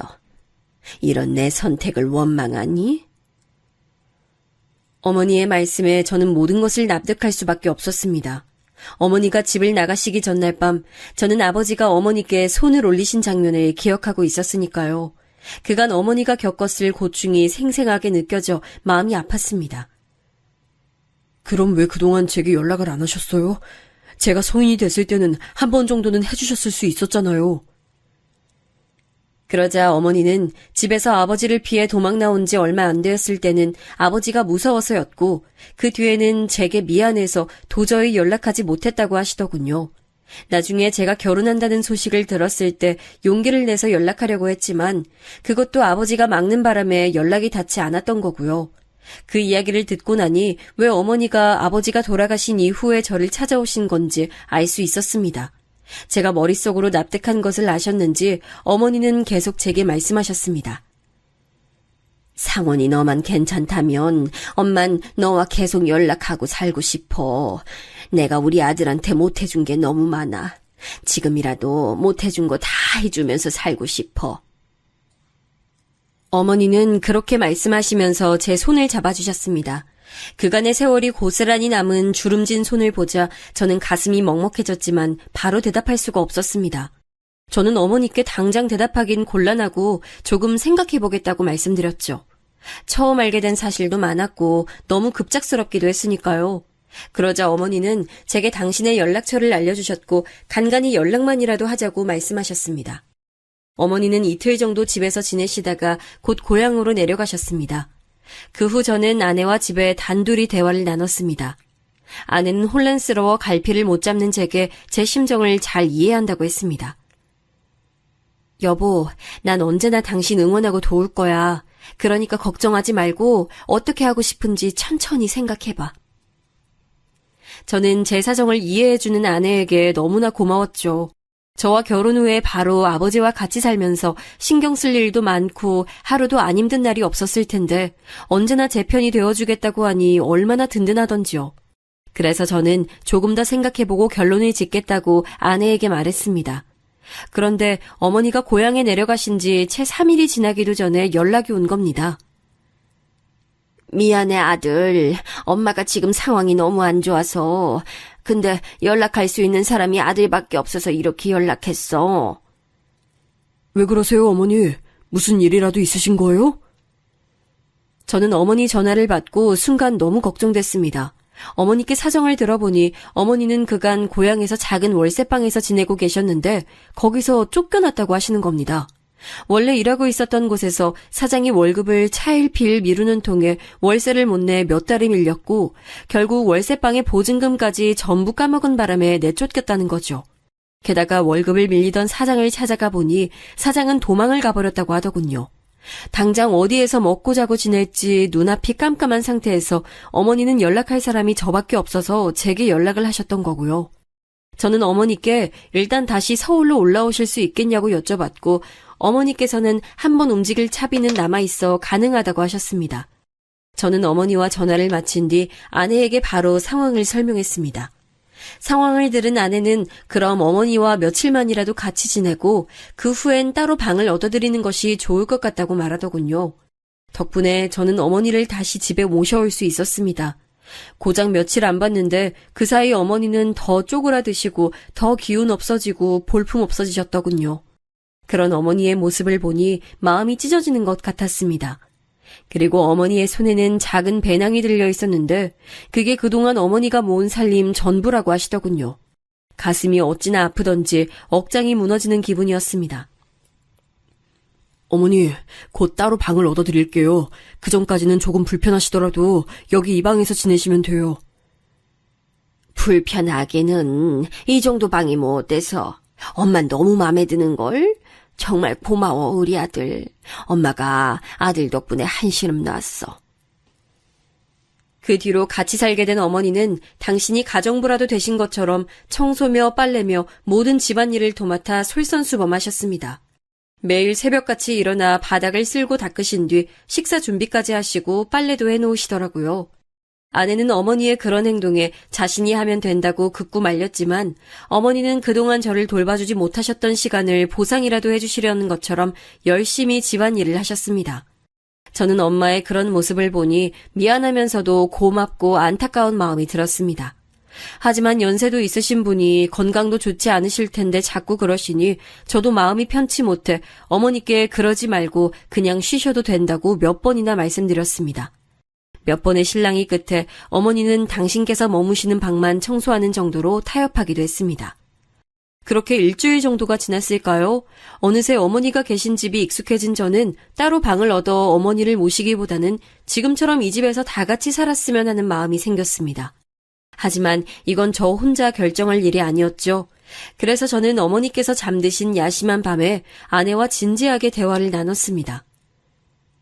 여보, 혹시 이대로 어머니를 이 집에서 모시고 같이 지내는 것에 대해 어떻게 생각해? 여보에게 정말 못난 짓 하는 거 알지만 나 어머니를 다른 곳에 모시고 싶지가 않아. 그냥 이 집에서 모시고 살면서 보살펴드리고 싶어. 그 마음 이해해. 솔직히 어머님께서 달리 가실 곳도 없으시잖아. 그리고 난 여보가 그동안 어머님이 얼마나 보고 싶었을까 생각하면 마음이 짠해. 난 어머님과 같이 사는 거에 대해 이견 없으니까 당신이 원하는 대로 하자. 세상에 이런 여자가 또 어디 있을까요? 저는 아내가 정말 고마워서 울고 말았습니다. 시아버지에 이어 시어머니까지 모시는 게 어디 쉬운 일이겠습니까? 그런데도 제 마음을 헤아려준 아내에게 너무나 미안했죠. 앞으로 아내에게 더 잘하겠다고 마음먹은 후 저는 다음날 어머니께 이 집에서 같이 사는 것은 어떻겠냐 말씀드렸습니다.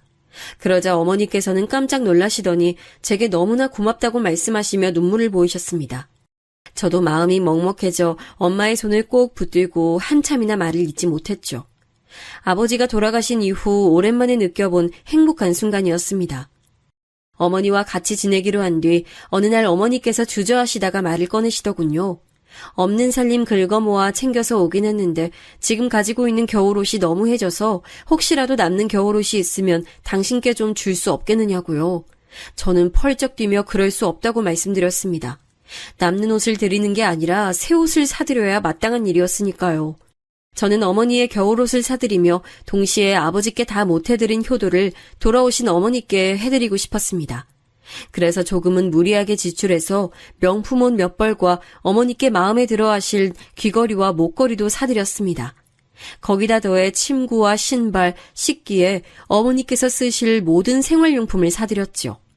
갑작스러운 지출에 놀랄 아내한테는 참 미안했습니다. 아직 신혼인데 다른 사람들처럼 신혼의 알콩달콩한 시간을 못 누리게 해준 것도 그렇고 계획에 없던 지출이 생긴 것도 미안했죠. 그러나 아내는 언제나 제게 차분히 괜찮다고 말했습니다. 그런데 그날 이후부터 아내는 혼자 무언가 곰곰이 생각에 잠기는 일이 잦아졌습니다. 혹시나 아내가 제게 서운한 마음을 숨기는 건 아닐까 싶어 몇 번이고 아내에게 속마음을 물어봤지만 아내는 아무 일 아니라고 말하기 일쑤였죠. 아내는 제게 서운하거나 속이 안 좋은 일이 있으면 숨기지 않고 바로 터놓는 성격이라 아내가 아니라고 했으면 아니라고 생각한 저는 그러려니 했지만 마음이 쓰이는 건 어쩔 수 없었습니다. 그렇게 반년 정도 지나니 서울 생활이 어색하시다던 어머니도 이제는 익숙해지셔서 분위기도 밝아지시고 말수도 많이 느셨습니다. 하지만 반대로 아내의 말수는 점점 줄어들었죠. 저는 아내가 어머니와 지내는 게 많이 힘든지 자주 물어보곤 했는데 아내는 그럴 때마다 그런 게 아니라며 손사래를 쳤습니다. 제가 회사에 출근해 있는 낮 동안에 아내는 온종일 어머니와 함께 지내고 있었습니다. 저는 아내에게 그 사이에 무슨 일이 생기면 제게 꼭 말해달라고 했습니다. 그때마다 아내는 알겠다며 제게 웃어줄 뿐이었죠. 저는 아내의 대답에 안심이 되기도 하고 묘한 불안감을 느끼기도 했습니다. 하지만 어머니의 밝은 모습을 볼 때면 불안감도 일순간 사라져 그저 행복할 따름이었죠. 어머니가 입고 꾸미시는 모습이 마치 제 어린 시절 보았던 어머니의 젊고 화사하셨던 모습을 보는 것 같아서 감회가 새롭기도 했고요. 그리고 때때로 퇴근해 돌아오면 어머니께서는 절 생각해서 만들어 놓은 음식들을 차려주셨는데 그때마다 돌아오신 어머니의 사랑과 보살핌을 이제서야 받아보게 되는구나 싶어 마음이 찡했습니다. 하루는 제가 회사에서 퇴근해 집에 돌아오니 어머니께서 갈비찜을 해놓았다고 하시더군요. 저야 여느 날처럼 기꺼운 마음으로 갈비찜을 먹었죠. 그런데 먹는 동안 아내의 표정이 다른 날들보다 더 굳어져 있는 게 느껴졌습니다. 그래서 전 맛있게 식사를 끝내고 어머니께 감사 인사를 전한 뒤 아내와 안방에서 같이 진지하게 대화를 나누기 위해 아내 손을 잡고 안방으로 가려고 했습니다. 그런데 갑자기 어머니께서 저를 불러 세우시곤 잠시 대화 좀 하자고 하시는 겁니다. 어머니께서 이렇게 대화 좀 하자고 하신 적이 없던 터라 무슨 일이 있으신가 걱정이 됐죠. 어머니와 같이 작은 방에 가니 어머니께선 저를 앞에 앉혀놓으시고 이렇게 말씀하시는 겁니다. 상원아, 모름지기 남편이란 아내에게 조금 흠이 있어도 전부 보듬어 줄 줄 알아야 하는 법이야. 그러니 며느라기 너무 나무라지 말렴. 네? 그게 무슨 말씀이세요, 어머니? 아내를 나무라지 말라니요? 그게 아무래도 며느라기가 자꾸 거짓말을 하는 것 같아서 말이야. 그래도 큰 거짓말을 하고 그러는 건 아니니 넌 남자로서 그리고 남편으로서 아내 허물이 보이더라도 보듬어줘야 해. 어머니께서 툭 하신 말씀이 무슨 뜻인지 저는 이해가 안 가더군요. 일단은 알겠다고 말씀드린 뒤 저는 아내가 있는 안방으로 돌아가 어머니께 이런 말씀을 들었는데 대체 무슨 일이 있었던 거냐 물어봤습니다. 뭐라고? 어머니가 정말 그렇게 말씀하셨어? 아내는 말문이 막힌다는 듯 몇 번이고 입을 벌렸다가 다물더니 이윽고 새빨갛게 얼굴을 붉히며 씩씩거리더군요. 저는 아내의 반응에 단단히 무슨 일이 있었구나 싶었습니다. 하지만 아내는 역시나 무슨 일이 있었는지 말을 하는 대신 입을 꾹 다물고 나중에 다시 얘기하자며 그대로 잠자리에 들었습니다. 저는 대체 이게 무슨 일인지 알지 못한 채 답답한 마음으로 잠들 수밖에 없었죠. 다음날 제가 출근을 마치고 나가려 하니 아내는 저를 잠시 불렀다가 아무것도 아니라며 잘 다녀오라 말하면서 절 배웅했습니다. 한동안 집안은 아무 문제 없이 평화로웠지만 저는 매일 무언가 찜찜한 기분을 느꼈습니다. 그러던 어느 날 찜찜한 기분이 결국 크게 터지는 일이 일어나고 말았습니다. 그날은 제가 평소와 다르게 몸 상태가 좋지 않아 회사에서 조퇴하고 집에 일찍 돌아온 날이었습니다. 그런데 집 현관 앞에 서니 안에서 찢어질 듯한 비명이 들리는 게 아니겠어요? 저는 깜짝 놀라 급하게 문을 열고 집 안으로 달려들어갔습니다. 그런데 이럴 수가, 언제나 차분하던 아내가 어머니를 바닥에 쓰러뜨리고 주먹으로 인정사정 없이 때리고 있었습니다. 그 순간 저는 어머니가 무력하게 맞는 모습을 보고 눈이 뒤집혔죠. 어린 시절 어머니께서 아버지께 얻어맞던 모습이 떠오른 저는 고함을 지르며 어머니에게서 아내를 떼어냈습니다. 너 지금 뭐 하는 짓이야? 미쳤어? 하지만 아내는 제 고함에도 마치 미친 사람처럼 어머니에게 쌍욕까지 퍼부으며 소리를 질러댔습니다. 저는 그날 처음으로 아내에게 손을 올렸습니다. 철썩 소리가 날 정도로 아내의 뺨을 때리니 그제야 아내가 고함 지르던 걸 멈추더군요. 아내는 제게 맞은 뺨을 부여잡은 채 놀란 눈으로 저를 바라봤습니다. 하지만 저는 아내를 신경 쓸 여유가 없었습니다. 그저 바닥에 쓰러져 울고 계신 어머니를 챙길 생각밖에 없었죠. 제가 바로 어머니를 둘러엎고 병원으로 가려고 하니 아내가 저를 붙잡으며 뭐라 말하더군요. 여보, 이거 받아. 잃어버리지 말고. 이따가 혼자 있을 때 꼭 읽어봐. 알겠지? 어? 하지만 그때 저도 제정신이 아니었던 건지 아내의 말이 하나도 들리지 않았습니다. 제가 아내의 팔을 밀어내며 나중에 대화하자고 가까스로 말하니 아내는 계속 무어라 말하며 제 손에 종이봉투를 쥐어주었습니다. 저는 그 종이봉투가 무엇인지 알 수 없었지만 일단 주머니에 쑤셔 넣고 어머니를 병원으로 모셔갔습니다. 병원에 가는 동안 내내 어머니는 서럽게 우시면서 무슨 일이 있었는지 제게 말해주셨습니다. 난 그동안 며느라기가 아무리 거짓말을 해도 다 참아줬어. 근데 더는 들어주기 힘들어 거짓말 좀 그만하라고 했더니 갑자기 날 주먹으로 때리지 뭐야. 난 며느라기가 순간 미친 줄 알았어. 그런 애랑 어떻게 같이 사니? 아유, 난 이제 더는 같이 못 살겠다. 어머니의 말씀을 들으니 화가 솟구치더군요. 하지만 동시에 아내가 그럴 리 없다는 생각이 들어 머릿속이 혼란스러웠죠.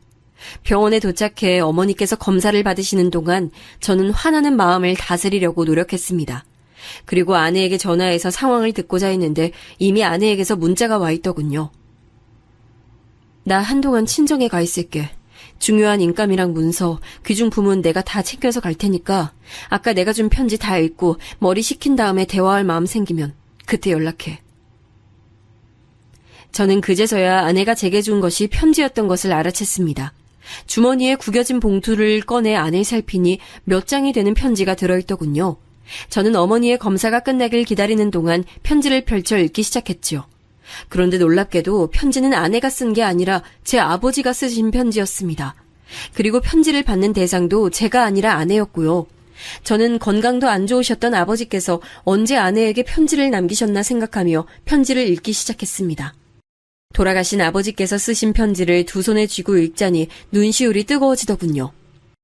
편지의 초반에는 저와 결혼해준 아내에게 고마운 마음과 아들을 잘 부탁한다는 내용이 담겨 있었습니다. 떨리는 손가락에 억지로 힘을 주어 한자 한자 똑바로 써진 아버지의 글씨체를 보니 돌아가시기 전에 남겨놓으셨던 것이 분명했습니다. 당신께서 힘드신 것도 참아가시며 병상에 앉아 쓰셨을 걸 생각하니 가슴이 먹먹해지더군요. 그런데 편지의 중반부터는 전혀 상상도 못한 내용이 담겨 있었습니다. 그건 다름 아닌 어머니에 관한 내용이었습니다. 제가 이제껏 어머니께 들은 이야기와는 완전히 다른 내용이었죠. 아버지께서 남기신 편지 속에서 어머니는 행실이 옳지 못한 분이었습니다. 어머니는 제가 태어난 이후 동네에서 소소하게 벌어진 화투판을 시작으로 점점 손이 커지기 시작해 내기 도박은 물론 다른 마을로까지 가서 도박하는 등 원정 도박에도 손을 대셨다는 겁니다. 그러다 나중엔 아버지께서 통장에 모아둔 돈에 손을 대셨고 집안의 재산도 야금야금 빼돌려 도박에 쓰시다가 아버지께 들키셨고 이후에 다신 도박을 안 하겠다 약속하셨답니다. 그러나 약속하는 것도 잠깐, 어머니께선 도박판에서 돈을 따면 그 돈으로 분에 맞지도 않는 사치를 부리며 생색을 내고 이러면 이른 대로 본전을 찾겠다고 돈을 더 가지고 가서는 자꾸 잃어버리기만 하니 이제는 집착이 되어 도박을 끊지 못하셨다고 합니다. 아버지께선 어머니께 화도 내보고 달래기도 해봤지만 도무지 나아질 기미가 없어 깊은 시름에 빠지셨는데 급기야 어느 날 아버지께서 조부께 받은 선산을 제 명의로 돌려놓으려고 잠깐 땅 문서를 꺼내놓은 사이 어머니께서 들고 나가 도박으로 날려먹으신 걸 알게 되셨다고 합니다. 그날 아버지께서 처음으로 어머니께 손을 올리고 제정신이냐고 소리치며 싸웠다고 하더군요.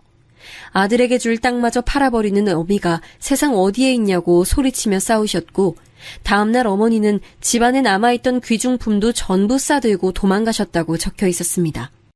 그리고 혹시나 나중에라도 어머니께서 돌아온다면 어머니가 제게 아는 체를 하면서 거짓말을 일삼을 것이 뻔하다고 하셨습니다.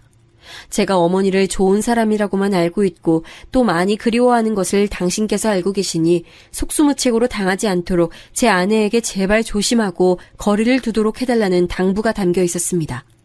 저는 편지에 적힌 내용을 도무지 믿을 수가 없었습니다. 하지만 편지 속 필자는 아버지의 것이 분명했고 아내가 제게 건네준 것이니 진짜 아버지께서 남기신 편지라는 것은 알 수 있었죠. 술렁이던 가슴을 진정시키던 사이 어머니께서 검사를 끝마치고 나오셨습니다. 별다른 이상은 없다고 하더군요. 어머니는 집으로 돌아가는 동안 제게 아내와 이혼해야 한다고 하셨으나 저는 편지의 내용을 계속 생각하느라 대꾸도 못했죠. 집으로 들어가 보니 아내가 없더군요. 어머니께선 맞은 곳이 아프다 하시며 방으로 들어가 쉬셨고 저는 조용히 집 밖으로 나가 아내에게 전화했습니다. 아내는 전화를 받자마자 저와 대화를 하고 싶지 않다고 하더군요. 저는 아내의 뺨을 때린 것에 대해 사과를 하고 제발 있었던 상황을 그대로 말해달라 부탁했습니다. 여보, 상황을 말해줘야 내가 어떤 행동을 할지 정할 수 있지. 이렇게 편지만 덜렁 주고 가버리면 어떡해. 그럼 당신은 내가 어떤 말을 해도 내 말 믿어줄 수 있어? 아내의 말에 저는 무조건 믿겠다고 대답했습니다. 그러자 아내가 한숨을 내쉬고 제게 이야기를 해줬습니다. 이야기 속 내용은 제가 그동안 상상도 못했던 것들이었습니다. 근 1년 동안 어머니께서 제게 보여주신 행동과 아내에게 보여주신 행동이 너무나도 달랐더군요. 저는 이제껏 어머니께서 아내를 도와 집안 살림을 꾸려왔다고 생각했는데 아내 말로는 어머니는 그저 신용만 할 뿐이었답니다. 어머니께선 같이 살게 된 초반부터 제가 있을 때만 집안일을 신경 쓰는 신용을 하시고 아내와 단둘이 남으면 딱 일을 멈추고 힘들다 아프다는 말을 반복하면서 아내가 홀로 모든 집안일을 하도록 조종하셨다고 합니다. 그리고 제가 집에 돌아오면 마치 어머니 혼자서 모든 일을 해낸 척 하셨다는 겁니다. 그리고 아내가 절 위해 기껏 요리를 준비해 놓으면 마지막에 꼭 자신이 간을 보겠다며 맛보시고는 저에게는 마치 어머니께서 음식을 전부 다 준비한 것처럼 말씀하신 것, 또 장인 장모께서 사실 재혼한 사이라는 것을 알고 난 뒤 대놓고 아내의 말을 무시하기 시작한 일 등 이제껏 어머니께서 제게 보여주신 행동들과는 너무 달라 상상조차 못했던 치졸한 일들을 듣는 순간 말문이 막혔습니다. 뒤늦게 왜 이야기하지 않았느냐 묻자 아내는 제가 정말 어머니를 그리워하고 좋아하던 것을 알고 있었기 때문에 참으려 했답니다. 그런데 오늘 아내가 잠깐 마트에 다녀온 사이 어머니가 장롱 깊숙한 곳에 숨겨놓은 문서들을 꺼내고 있는 현장을 붙잡았다는 겁니다. 아내는 어머니의 손에 들린 문서들을 뺏어서 뭐 하시는 짓이냐 물으며 화를 냈지만 근 1년 동안 어머니의 말씀에 고분고분 따르고 화도 안 낸 아내가 만만했던지 어머니는 아내에게 온갖 쌍욕을 하셨답니다.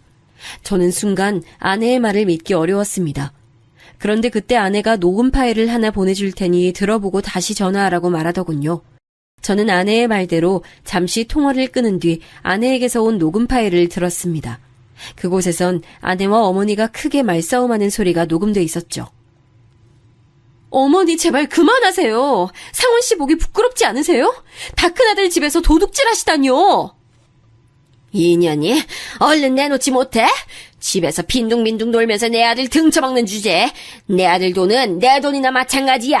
내가 좋은 곳에 써서 우리 아들 재산 불려주는 건데 누굴 도둑 취급해? 어머니, 제가 언제 집에서 빈둥빈둥 놀았어요. 온종일 바닥 쓸고 빨래하고 음식 만들고 하는 거 저예요. 집안일은 제가 다 하는데 뭐가 빈둥빈둥 노는 거예요. 말도 안 되는 소리 좀 하지 마세요. 참나, 어차피 할 짓 좀 안다고 유세 떨기는. 그리고 니네 엄마한테서 배운 게 집안일 뿐이면 그거라도 잘해야지. 첨년 딸인 것도 봐줬더니 어디서 건방지게 소리를 질러? 뭐? 우리 엄마가 왜 첩년이야? 재혼이니까 재취지 그게 뭐가 첩년이야? 아내의 고함 뒤에 둔탁하게 치고받는 소리가 들렸고 저는 거기서 녹음 파일의 재생을 멈췄습니다. 믿기지 않았지만 그건 분명 제 아내의 목소리와 어머니의 목소리였죠. 녹음된 내용만 듣고 보자면 아내가 그렇게나 화를 내는 것이 이해가 됐죠. 재혼 가정이란 꼬리표는 아내의 영린이었습니다. 행복하게 잘 살고 있는 집안에 대고 그렇게 손가락질을 하면 누구든 화가 안 나겠습니까? 게다가 아내는 차분하고 속 깊은 성격이었지만 한 번 화가 나면 눈에 뵈는 게 없이 돌변하는 사람이었습니다. 대학을 다닐 때도 동기들 사이에서 한 번 화를 내면 무섭기로 유명한 사람이었는데 그런 사람에게 부모에 대한 막말을 던졌으니 아내의 속이 거칠어질 법도 했죠. 아내에게 전화해서 어떻게 말해야 하나 고민하던 사이 아내는 제게 몇 가지 영상 파일과 녹음 파일을 추가로 더 보내왔습니다.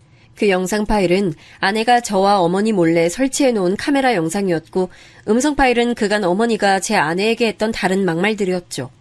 음성 파일 속 어머니는 제 아내를 욕보이는 말을 서슴없이 하셨습니다. 게다가 아내를 못 배운 사람 취급하고 홀대하며 부리는 태도가 가관이라 저는 머리가 차가워지고 참을 수 없는 분노를 느꼈습니다. 영상 파일 속에는 어머니가 집안일을 하는 척하다가 아내를 부려먹는 모습이 고스란히 찍혀 있었습니다. 거기다 아내의 지갑에서 돈을 훔쳐가는 모습까지 찍혀 있더군요. 여태껏 저를 속이고 아내를 홀대하되 못해 하녀 취급하는 어머니의 모습에 깊은 배신감이 느껴졌습니다. 저는 그제야 어머니가 아내를 그리워해 돌아온 게 아니라 사실은 돈이 목적이었던 것을 깨달았죠. 그 자리에서 저는 아내에게 전화를 거는 대신 부동산에 전화했습니다. 그리고 바로 집을 내놓고 은행에 가서 100만 원을 찾았습니다. 그 뒤 아내에게 전화해 제 계획을 말하니 아내는 반드시 그렇게 하라며 제게 동의했습니다. 다음 날 저는 출근하기 전에 어머니께 용돈으로 100만 원을 드렸습니다. 어머니께서 무슨 돈이냐고 물어보지도 않으시고 좋아하시더군요. 저는 원하시는 대로 쓰시라고 말씀드리고 출근하는 척 집을 나섰습니다. 아니나 다를까 제가 집을 나서자 얼마 안 되어 어머니께서 외출하시더군요. 저는 어머니께서 나가시는 모습을 본 뒤 현관 자물쇠 수리업체를 불러 현관 열쇠를 바꿔버렸습니다. 어머니의 짐들은 전부 여행용 가방에 담아 밖에다 세워놓고 쪽지를 써놓았고요. 그리고 출근했습니다. 한창 일하고 있는 와중 어머니께 전화가 오더군요. 업무 도중이라 무음으로 해놓고 나중에 확인해보니 전화만 몇십 통은 와 있었습니다. 뭐가 그렇게 할 말이 있나 싶어 전화를 걸어보니 금방 받으시더군요. 어머니는 현관문 자물쇠가 바뀌어서 집에 들어가지 못하고 있다고 하소연하시며 어째서 당신의 짐이 바깥에 이렇게 나와 있냐고 물으셨습니다. 전 모든 걸 알게 되었으니 어머니와 함께 살 수 없다고 말했고요. 어머니께선 제 말을 못 알아들으신 것처럼 몇 번이고 되물으셨습니다. 전 단호하게 말했죠. 도박 때문에 가족을 버린 것도 모자라 한 번 버렸던 아들을 또 찾아와 가슴에 칼을 꽂아놓고 계속 같이 살 수 있을 거라고 생각하셨어요? 그것도 모자라 아내와 갈라서라고 말하고 아들이 번 돈은 자기 돈이다라고 말하는 게 어디 가족끼리 할 말이에요? 어머니가 가족답게 살길 포기하셨으니까 저도 어머니에 대한 정 포기하려고요. 어머니는 제가 한 말에 상당히 억울해하시더군요.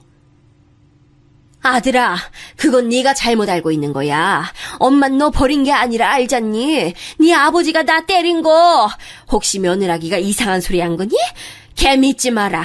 걔는 입만 열면 거짓말 달고 사는 애야. 걔가 너랑 내 사이 갈라놓으려고 나한테 누명 씌우는 거야. 상원아, 엄마만 알잖니? 저는 더 들을 가치를 못 느끼고 어머니의 전화를 끊었습니다. 그리고 집으로 돌아가고 싶은 생각도 사라져서 퇴근 시간이 지나도 퇴근하지 않았죠. 그런데 한 번 말씀드린 회사를 어떻게 기억하시고 어머니가 회사까지 찾아오신 겁니다. 회사 사람들이 거의 다 퇴근한 상태라 다행이었지만 야근하는 사람들이 남아있었기에 저는 얼른 어머니를 데리고 밖으로 나가려고 했습니다. 그런데 사람들 앞에서 매달리는 편이 더 효과적이라 생각하셨는지 갑자기 어머니가 제 팔을 붙들고 소리치시는 겁니다. 상원아, 어떻게 엄마 말을 안 믿고 네 아내 말만 믿어? 걔가 너 속이는 거라니까? 어떻게 같이 살게 된 건데 이렇게 쉽게 엄마를 버리려고 해, 응? 어머니, 제발 그만하세요. 돈 필요해서 저 찾아오신 거잖아요. 이미 다 알고 있어요, 저. 그게 대체 무슨 말이야? 뭘 다 알고 있다는 거야? 너 그런 식으로 엄마 놀리면 못 써! 제가 어머니를 놀릴 이유가 뭐가 있겠습니까? 저는 매달리는 어머니를 밀어내고 아내가 보내준 증거들을 보여드렸죠. 어머니는 욕을 내뱉는 본인 목소리를 듣고는 그제야 제 팔을 놓으시더군요. 전 잠시나마 어머니께서 포기하신 줄 알았는데 이번엔 제 앞에서 무릎을 꿇고 사정사정 하시기 시작하시는 겁니다. 아들아, 엄마가 미안해. 그냥 며느라기가 너와 나 사이를 갈라놓으려고 하는 게 빤히 보여서 그랬어. 모든 게 전부 다 진심이 아니야. 엄마, 말 같지도 않은 소리 그만하세요. 전 이제 당신 아들 아닙니다. 지금 이 순간부터 저한테 더 이상 어머니 안 계세요. 그러자 그때 어머니 안색이 악귀처럼 변했습니다. 어머니는 손톱으로 제 다리를 붙잡고 거의 잡아뜯으려고 하시더군요. 100만 원만 주고 내쫓으면 내가 옳다구나 하고 떨어질 줄 알아? 1000만 원은 내놔야 어디서든 살지. 내놔! 어머니의 행동에 저는 학을 떼고 말았습니다. 도저히 용서할 수가 없는 언동에 저는 결국 경비원을 불러 어머니를 회사 밖으로 내쫓았죠. 경비원의 팔에 붙들려 밖으로 나가는 동안에도 어머니는 고함을 지르셨습니다. 정말로 돈 때문에 날 찾아왔구나 하는 생각이 드는 끔찍한 모습이었죠.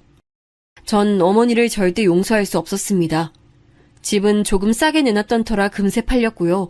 하지만 때때로 어머니가 찾아와 집 앞에서 난동을 부리셨기 때문에 이사를 하는 날까지 아내는 처가에서 지내야 했습니다.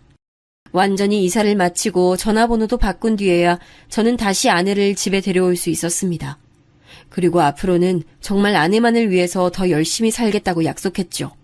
장인 장모님께서는 아내에게 이야기를 들으셨는지 제가 사과의 말씀을 올리자 이해한다는 표정으로 고개를 끄덕이셨습니다. 이서방, 그동안 참 고생 많았어. 우리 애한테 얘기 들었으니 걱정하지 말고 데려가게. 감사합니다. 다시는 이런 일 없이 제 아내 꼭 행복하게 해주겠습니다. 그 후 저는 아내와 함께 새로 이사한 집으로 갔습니다. 오랜만에 느껴보는 평화가 달게 느껴졌습니다. 하지만 새로 이사한 집에서 평화를 만끽하던 것도 잠시 어머니께서 자꾸 회사로 찾아오셔서 도저히 참을 수가 없더군요. 저는 결국 이직을 해야 했습니다. 어머니가 알 수 없도록 연락처도 다시 바꾸고 새로운 회사에 들어가니 비로소 제가 어머니와 진짜 연을 끊는 느낌이 나더군요. 지금은 새로운 회사로 이직한 지 시간이 좀 됐지만 아직 그때 생긴 작은 슬픔이 마음 한구석 남아있는 느낌이 듭니다. 하지만 언젠간 괜찮아지리라 생각합니다. 그리고 그때 일만 생각하면 아내에게 너무나 미안하면서 고마운 마음이 듭니다. 누구보다도 제 입장을 먼저 생각해서 어머니를 받아들이기로 하고 우라병이 생길 수도 있는 일들을 증거로 남겨둔 아내의 차분함과 준비성에 감사할 따름이죠. 또 이런 일이 생길 것을 미리 아시고 아내에게 편지를 주고 대비해 두신 아버지의 해안에 감명했습니다. 당신께서 돌아가실 두려움보다도 자식을 먼저 신경 쓰고 돌보는 어버이의 마음이란 얼마나 큰 것인지 그 마음만 떠올리면 코끝이 찡하고 눈시울이 뜨거워집니다. 저도 돌아가신 아버지께 부끄럽지 않게 아내에게 더 잘하면서 열심히 살 생각을 매번 다짐합니다.